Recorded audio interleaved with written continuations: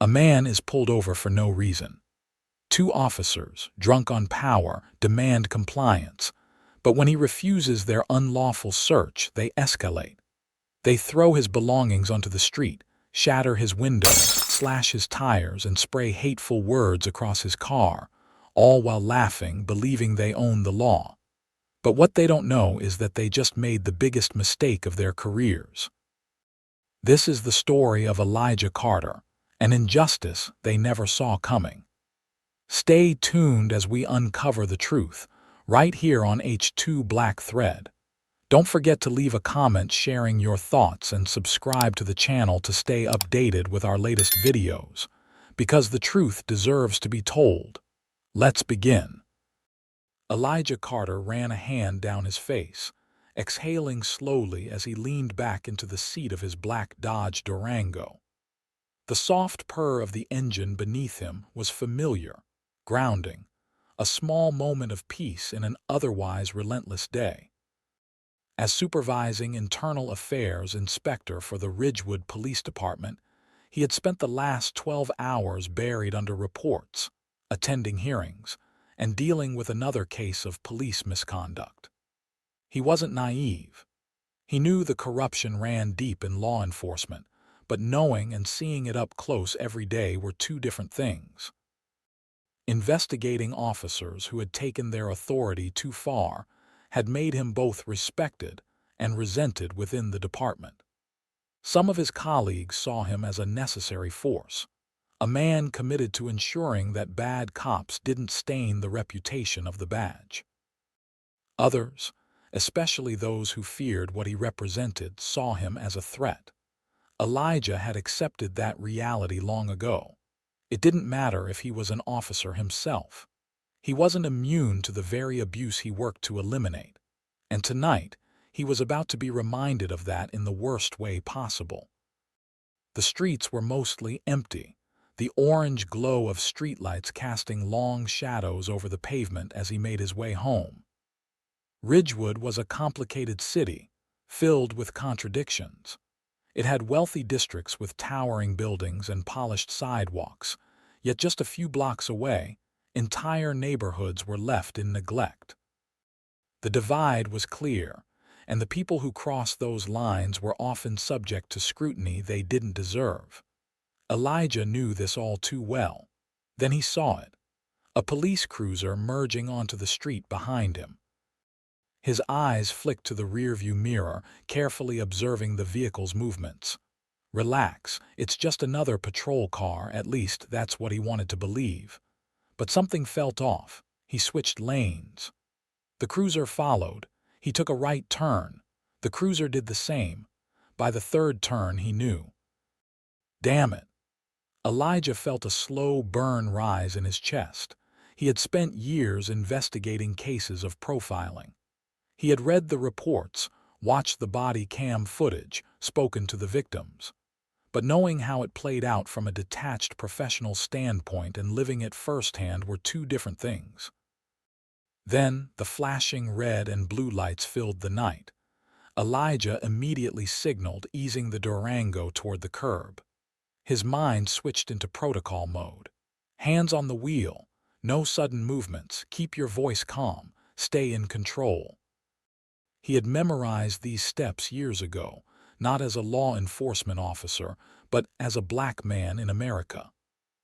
A voice in the back of his head whispered, "It doesn't matter that you wear a badge. Out here, you're just another black man in a car they think you should own." He turned off the engine, inhaling deeply as he watched the two officers step out of the patrol car. They weren't in a hurry. They took their time approaching, one walking toward the driver's side, the other slightly behind, a classic tactical position meant to assert dominance and intimidation. Elijah saw their expressions clearly now. Barnes and Wilkins, two officers he didn't know personally, but he knew their type. The smug confidence, the lingering smirks, the way their hands hovered near their weapons. They weren't stopping him because of a traffic violation. This was something else. Barnes, the older of the two, leaned down toward the driver's side window, his eyes scanning Elijah slowly before speaking. License and registration.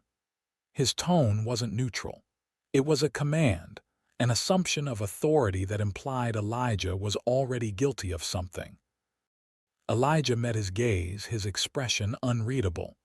"Can I ask why I'm being stopped?" Barnes smirked. "Just a routine stop." Elijah clenched his jaw so subtly it was almost imperceptible. He had heard that phrase too many times before. Routine. The word offered no real explanation. It was a vague, catch-all excuse used to justify harassment without accountability. Without arguing, Elijah calmly retrieved his driver's license and registration from the glove compartment, making sure his movements were slow and deliberate. No sudden gestures. No reason to escalate. He handed the documents to Barnes, who took them without even looking at them immediately. Instead, he kept his gaze locked on Elijah, as if he were waiting for some kind of slip-up. Wilkins, the second officer, had shifted slightly, peering inside the SUV. "Nice ride," he commented. The words sounded casual, but the undertone was anything but. Elijah had heard that phrase before. The implication was clear. How does someone like you afford something like this? Elijah kept his voice neutral. "I work hard." Wilkins scoffed, exchanging a glance with Barnes. Barnes finally looked down at Elijah's license, reading the name aloud in a slow, exaggerated way. "Elijah Carter," he nodded. "This your car?" Elijah's grip on the wheel tightened slightly. "Yes," he said. "It's registered in my name." Wilkins chuckled. "Must be nice." "A car like this doesn't come cheap." Elijah had enough. "I make an honest living," he said, his tone sharper now. "If everything checks out, I'd appreciate it if you let me be on my way." Barnes didn't respond immediately. He looked at the license, then back at Elijah, and still didn't move. Neither did Wilkins. They weren't done. Wilkins crossed his arms. "Mind if we take a look inside? Just to make sure everything's in order." Elijah's heart rate remained steady, but internally his patience was razor thin. They had no probable cause, no valid reason to search his vehicle. But he knew the game. Refuse and they'd label him uncooperative. Agree and he'd be giving them permission to violate his rights. He took a calculated breath before answering. "No." His voice was firm, controlled. "Unless you have probable cause, I believe we're done here." Barnes's smirk disappeared. His eyes darkened. "Oh, we're not done," he muttered. Elijah knew exactly what was happening now. He could feel the shift in the air. This wasn't a stop for public safety. This was a test, a game, a display of power. But they had made a mistake. They thought they were hunting prey. But they didn't realize who they had just pulled over. And soon, they would learn exactly who Elijah Carter was, and just how badly they had miscalculated. Elijah Carter knew the rules of engagement. He had seen far too many cases where situations like this turned ugly. The reports he had read, the countless interviews he had conducted as an internal affairs inspector, the families he had spoken to, they all started the same way. A simple stop, a demand for compliance, a search that wasn't legally justified. Then it escalated. The people who didn't know better argued, resisted, demanded their rights be upheld. But their voices were drowned out beneath fabricated reports, falsified police statements, or worse, violence that no one took responsibility for. Elijah had to be careful. He wasn't just any man standing on the side of the road. He was an officer of the law, one who had spent his career rooting out officers like these two standing before him. But tonight, he was just another black man in a car they thought he should own. And tonight, they weren't just pulling him over. They were tearing him down. Barnes, the older of the two officers, had a face that reeked of smugness. A man who thrived on power, who had likely been waiting for an encounter just like this one. He didn't see Elijah as an equal, much less someone who could turn the tables on him. "Step out of the car," he repeated, his voice sharper, more insistent. Elijah felt a tightness in his chest. He knew that stepping out could mean a dozen different things, none of them good. But refusing, that would give them exactly what they wanted, an excuse. An excuse to claim he was being uncooperative. An excuse to escalate. With a measured breath, Elijah slowly unbuckled his seatbelt and opened the door. His movements were deliberate, careful, because he knew that even the smallest perceived threat could turn into something irreversible. As soon as his feet touched the pavement, Barnes grabbed him by the arm, yanking him away from the vehicle with more force than necessary. Elijah didn't resist, but his blood boiled at the sheer disrespect. Wilkins wasted no time going through the Durango like a vulture picking apart a carcass. Elijah watched as the officer rummaged through the center console, tossing documents, receipts, personal items onto the pavement as if they were garbage. His wallet landed near his feet, its contents spilling out. His ID, business cards. A photo of his late mother tucked inside. Wilkins barely gave it a glance before stepping over it like it was nothing. Elijah's stomach twisted, but he said nothing. He was angry, but he wouldn't give them the reaction they wanted. "Nothing yet," Wilkins muttered. Barnes huffed, clearly growing impatient. "Keep looking." And so Wilkins did. With reckless disregard, he ripped open the glove compartment, threw Elijah's insurance paperwork onto the street, reached under the seats, dug through the trunk space, all while Elijah stood silent, seething, his hands clenched into fists at his sides. The search continued for minutes that felt like hours. Nothing. No drugs, no weapons, no reason to justify their harassment. Wilkins exchanged a look with Barnes, one that said, "We need to do something." Elijah recognized that look. And he knew what it meant. This was the moment frustration turned into fury. This was the moment when abuse turned into destruction. Barnes let out a mock sigh, stretching like he was bored. "This is getting real dull," he muttered. Wilkins chuckled. "Yeah, maybe this one's clean after all." The sarcasm in his tone was like a knife to Elijah's gut. Then, everything happened at once. Crack. Elijah flinched at the sharp, jarring sound of something breaking. Barnes had just slammed his baton against the Durango's side mirror, shattering it instantly. Elijah's breath caught in his throat, but he said nothing. His knuckles turned white, his nails digging into his palms, but he said nothing. Not yet. Barnes and Wilkins weren't finished. Wilkins stepped toward the front of the SUV, reaching into his belt. Elijah barely had time to react before he saw the blade glint under the streetlights. A knife. Elijah stiffened. Wilkins didn't hesitate. He drove the knife deep into the front tire, slicing straight through the rubber. The hissing sound of air escaping filled the night. Elijah's breathing became slow, steady, a lifeline to keep himself from losing it right then and there. Wilkins stepped back, admiring his work. Barnes smirked. "Damn, guess he's gonna need a tow." Then the final insult. Wilkins pulled a spray can from his belt, thick, red paint, permanent and deliberate. And with one quick motion, he tagged the Durango with a single word. A racial slur. Elijah's vision blurred with pure rage. He inhaled deeply, willing his body not to shake, not to react, not to do something that could justify their cruelty. This was more than an abuse of power. This was a personal attack, and they were laughing about it. Barnes and Wilkins stepped back, admiring their handiwork. Elijah remained silent, his face unreadable. He saw how their laughter filled the space between them, carefree, cruel, convinced of their own invincibility. "This one's too quiet," Wilkins said with a smirk. "Maybe he's thinking," Barnes mocked. Elijah lifted his gaze, cold, unwavering, dangerous. For the first time that night, something in Barnes' smirk wavered. There was something about Elijah's stare, something they hadn't noticed before. This wasn't a man who was broken or afraid.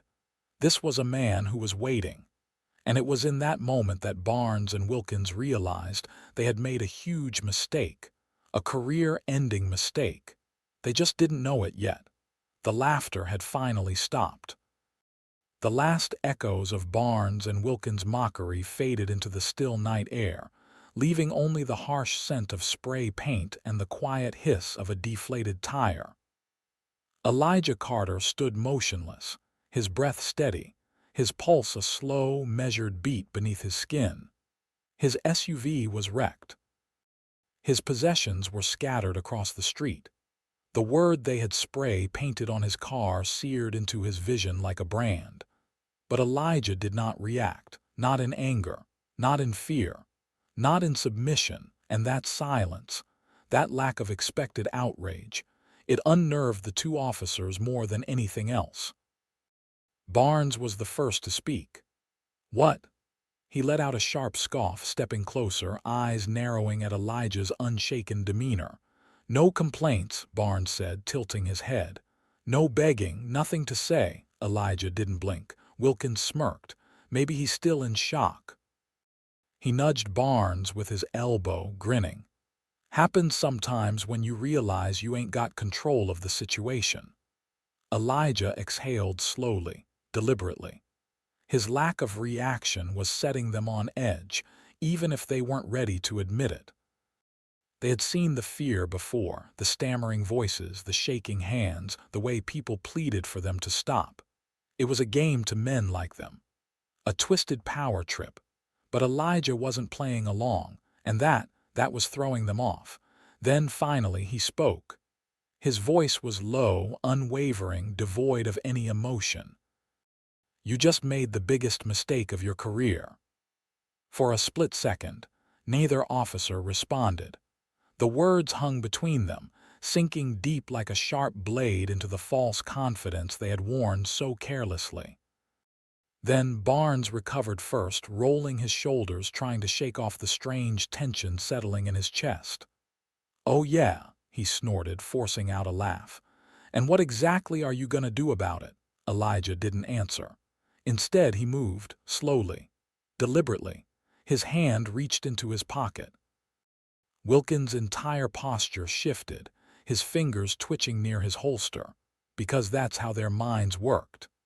They assumed any movement was a threat. They assumed every action required force to shut it down. But when Elijah's hand emerged, it wasn't holding a weapon. It wasn't holding anything they had expected. Instead, he held up a small leather case, flipping it open with a practiced motion. The silver emblem inside caught the streetlight, glinting like something sacred and untouchable. Elijah watched it happen. Watched the recognition hit them like a bullet to the chest. Watched the way their faces drained of color, their eyes widening just slightly before they scrambled to mask their reactions. Internal affairs. Elijah saw Barnes' throat bob as he swallowed thickly. Wilkins took half a step back, his entire body tensing like a man who had just realized he had walked straight into a lion's den. No more arrogance, no more mockery, no more power trips. Because right now, Elijah Carter held every ounce of control they thought belonged to them. It was Wilkins who spoke first. His voice was different now, tighter, more careful. He cleared his throat, trying to find something, anything to grasp onto. "You're Aya." Elijah didn't answer right away. He let the silence stretch, let them sit in the weight of their own mistake. Finally, he spoke. "Supervising Internal Affairs Inspector," he said calmly, his voice like cold steel cutting through the night. His eyes flicked between the two men, his stare a silent condemnation. "That means," he continued, "I oversee misconduct investigations." He took a step closer, forcing them to step back. "That means I've spent years removing officers like you from the force." Another step. Wilkins' breath hitched, his eyes darting to Barnes. Barnes' jaw clenched, his fingers twitching at his sides, but he didn't move. "That means," Elijah continued, his voice never once raising, never once wavering, "that I now hold the power to ensure you never wear a badge again." Barnes' nostrils flared as he finally snapped. "This is bullshit." His voice wasn't as strong as before, though he tried to fake the confidence. You think just cause you're IA you can pull some political stunt. We didn't do anything wrong." Elijah let out a quiet, dangerous chuckle. "Didn't do anything wrong," he repeated, raising an eyebrow. His eyes flicked to his wrecked SUV, the shattered glass reflecting the streetlights, the racial slur spray painted across the doors. His gaze returned to Barnes.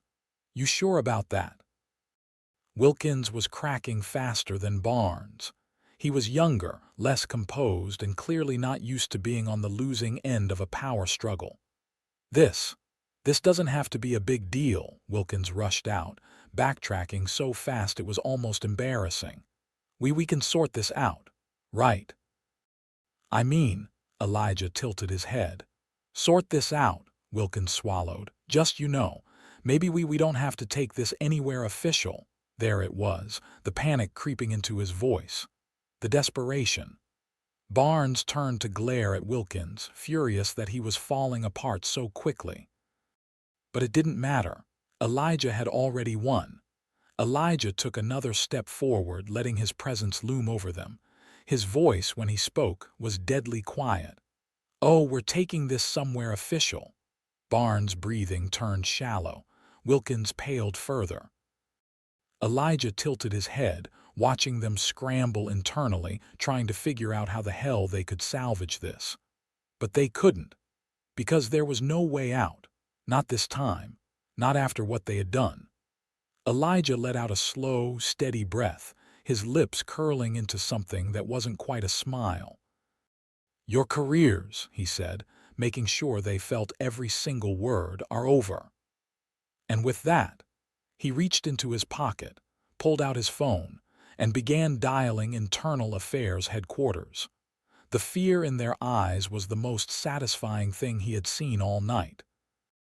Elijah Carter had spent years investigating misconduct, but now, for the first time, he was the victim. As he stepped into the Ridgewood Internal Affairs office, the atmosphere shifted. The murmurs of officers, the way people stopped mid-conversation to glance at him, the slight tension in the air, it was clear that word had already begun to spread. Elijah wasn't here to waste time. He sat at his desk, hands steady, and began typing his formal complaint. Every insult, every unlawful act, every detail. He documented it all.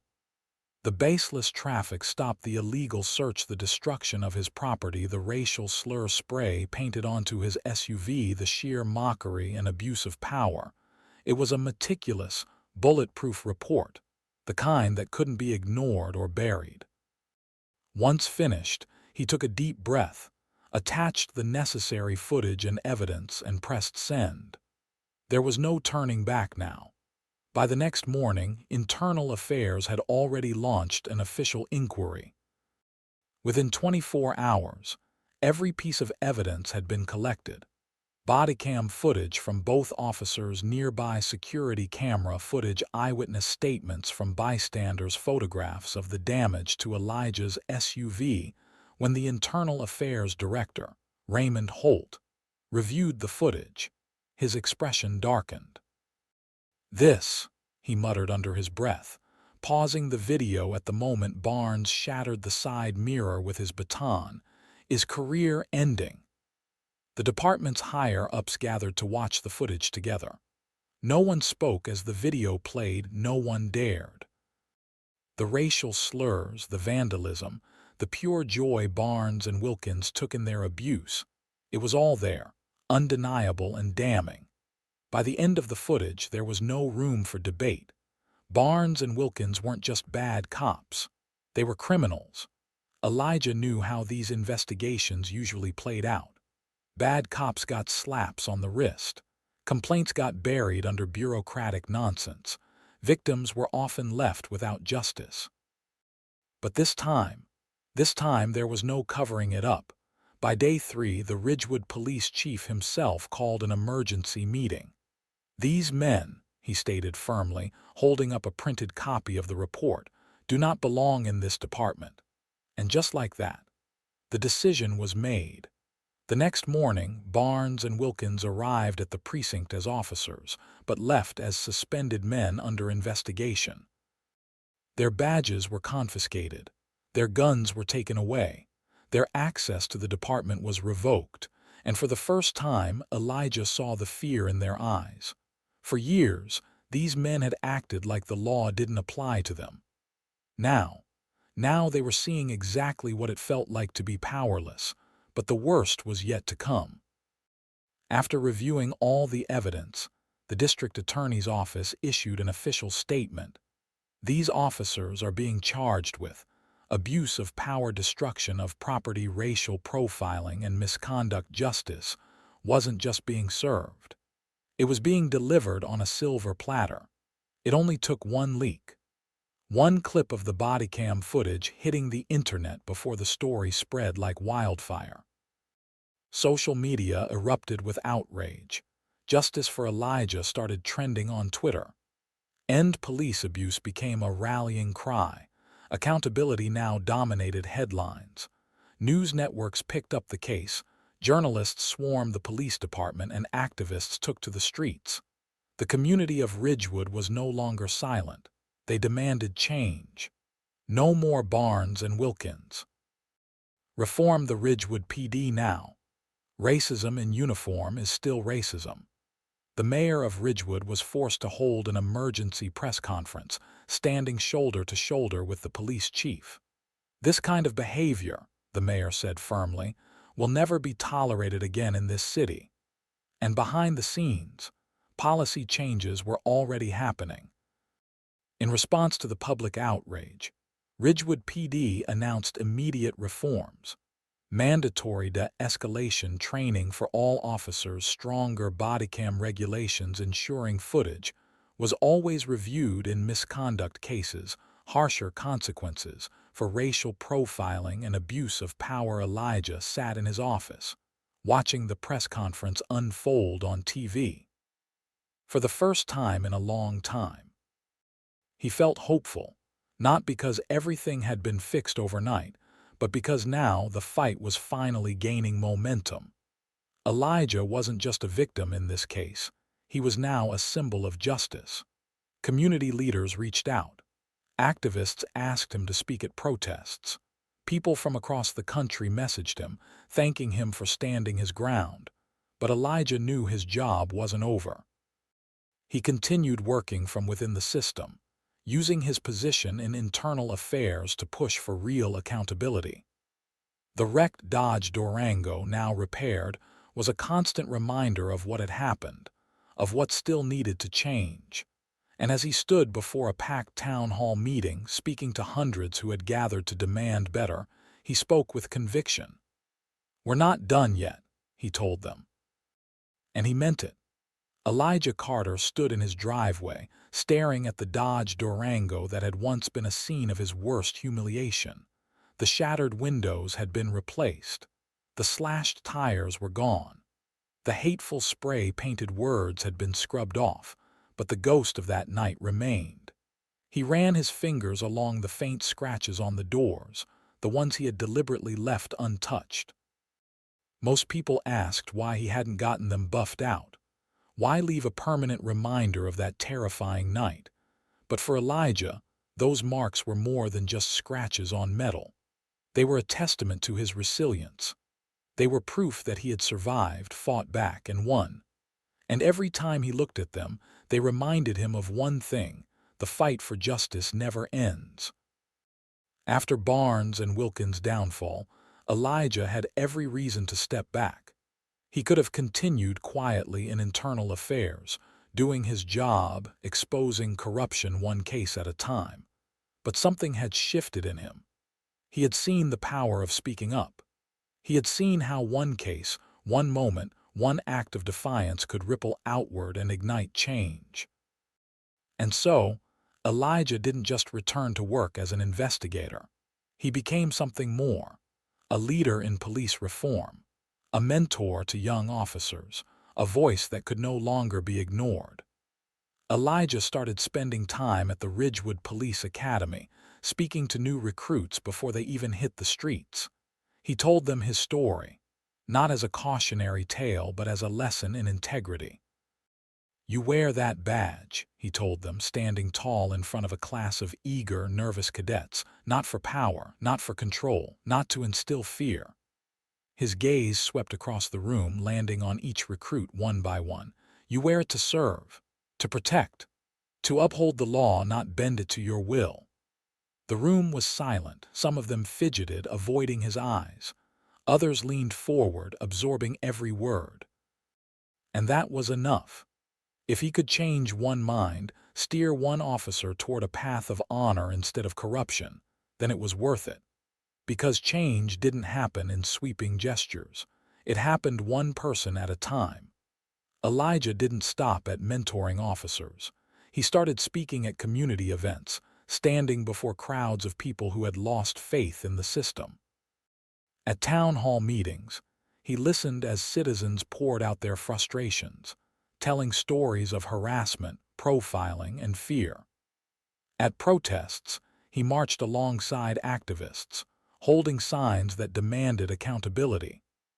At high schools, he spoke to young black teenagers who had been taught to fear the police, urging them to fight for change instead of accepting injustice as inevitable. And everywhere he went, his story followed him. Not just a cautionary tale, but a beacon of hope. Proof that even when the system fails, it can be forced to change. Proof that justice may be delayed, but it is never denied. Elijah's story spread far beyond Ridgewood. News outlets followed his continued fight for reform. Podcasts invited him to speak about his experience and the steps needed to fix the broken system. Legislators reached out, wanting his insight on police accountability policies. People from all across the country sent messages, thanking him for having the courage to fight back. And yet, Elijah never saw himself as a hero. He was just a man who had refused to be silenced. A man who knew that the fight wasn't just about him. It was about everyone who had ever been wronged by the very people meant to protect them. One day, months after Barnes and Wilkins had been convicted, Elijah found himself walking through the Ridgewood precinct parking lot. That was when he saw it. A young officer, no older than 25, fresh on the force, was standing next to his cruiser, staring at Elijah's Dodge Durango.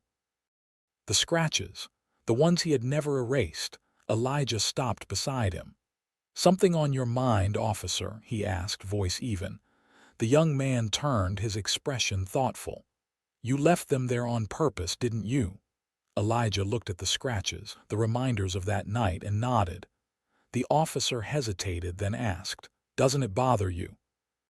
"Seeing them every day," Elijah smiled, not in amusement but in understanding. "It reminds me," he said simply, "of why I do what I do." The young officer nodded slowly, absorbing those words. Elijah saw something shift in his eyes, a spark of understanding, of reflection, of responsibility. And in that moment he knew change was already happening, one officer at a time, one conversation at a time, one reminder that justice is not just a word, it's a fight that never ends. Elijah Carter's name became synonymous with resilience. His story was told in police academies, in community centers, in college classrooms. His fight for reform led to real policy changes in Ridgewood and beyond. But more than anything, Elijah's legacy wasn't about what he had done. It was about what he had inspired others to do. Because the greatest victory was knowing that even after he was gone, the fight for justice would continue. And with every new officer trained, every new law passed, every new citizen who found the courage to stand up, Elijah's impact lived on.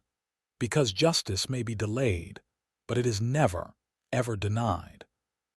Elijah Carter's journey was more than just a personal fight for justice. It was a lesson for an entire system, a community, and a nation. His experience shattered the illusion that power alone guarantees justice. It proved that true justice is not given, it is fought for, demanded, and earned through resilience, courage, and unwavering determination. The greatest lesson: silence is not an option. Had Elijah stayed quiet, had he simply accepted the abuse, Barnes and Wilkins would have continued their reign of terror, targeting others who didn't have the knowledge or the platform to fight back. Had Elijah chosen to walk away instead of taking a stand, Ridgewood PD might never have been forced to confront its flaws, to face the reality that corruption, abuse, and racism existed within its ranks. His story teaches us that justice is not inevitable. It requires action, accountability, and perseverance. For law enforcement officers, his story serves as a warning that the badge does not place them above the law, that every action has consequences, that those who abuse their power will eventually be held accountable. For victims of injustice, Elijah's journey is a beacon of hope, proof that no matter how broken a system seems, change is always possible. That even when the odds are against you, the truth can still prevail. For society as a whole, it is a wake-up call that justice cannot exist without collective effort, that communities must hold those in power accountable. That reform is not just about policies but about changing the culture, the mindset, and the very foundation upon which the system operates. Elijah's legacy is not just about what he endured, it is about how he responded. He chose to fight. He chose to lead. He chose to ensure that the injustice done to him would never happen again, not to him, not to anyone. And in that choice he proved that justice may be delayed, but it is never, ever denied.